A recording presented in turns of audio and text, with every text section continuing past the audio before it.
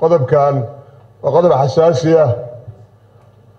maanta koramkaygu wuxuu ku furmay micnaha 140 baarlamaankana waxaan ku joognaa micnaha tiradu waa 275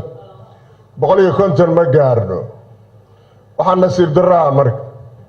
annagoo xildhibaanadii qaranka ah la doonayay inaan tusaale ummadda u noqono goobaha shaqada aan ka soo xaadirno in kala bar micnaha aanan maalin walba aana joogin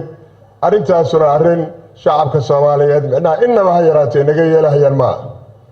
mushaarka nala siiyaa waxa weeye maalintii $100 baan qaadanaa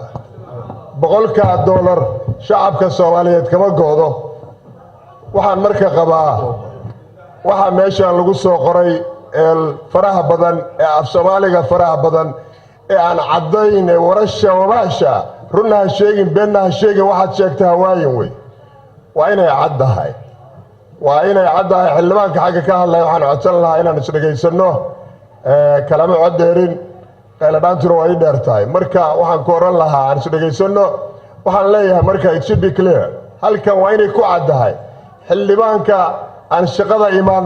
ee goobtii shaqada ee shacabka ummadda Soomaaliyeed hantidiisa qaadanaya dhiiggii micnaha tax payerka qaadanaya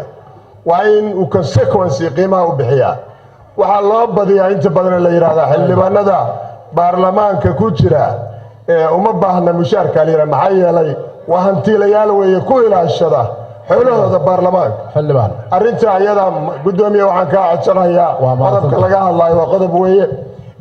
haddii aysan sharci ahayn waa xildhibaankii lahaa weeye haddaan laga hadlin qodobka waa ka tegaynaa weeye haddaan xaqiiqada laga hadlin waa iska fariisan karnaa mikrofoono kale aan leenahay waa ku hadli karnaa bannaanka laakiin mikrofoonka kan waxaan u soo istaagna ka hadla marka waxaan oran lahaa waa inay caddahay xildhibaanka shaqada imaan waaya haddii cudurdaar uusan haysan ee uusan micnaha waad la socotaan ayaanadu wixii dhacahay waxaan leeyahay aanu dib ugu noqonno sharci waa inuu ka soo baxaa mushaar 1/5 shan meelood baa meel laga jaraya waxaa shaab Soomaali ma waxaan leeyahay xildhibaanka ay ku caddahay inuu imaan waayo asbuuc waa inuu micnaha waqti micnaha lacagtiisa laga jaraa guddiga loo gudbinayaa guddigii marka loo gudbiyaa iyo anshaxi waad garan kartaa waxa kale waa inay xeeraasaadku inay ku caddaan dheela xildhibaanada sharafta adinkoo raaliya cudurdaar day xildhibaankii la waaka laakiin xildhibaankan cudurdaar lahayn waa inay ku caddahay waa inuu qiimaheedu bixiyaa $100 ee maalintii aanu qaadano ee tax payerka cashuur bixiyaha loo dhiibayo waa in qiimaheeda aan bixinaa waqtigeeda aan bixinaa ku shaqeynaa gudoomiye waa baasad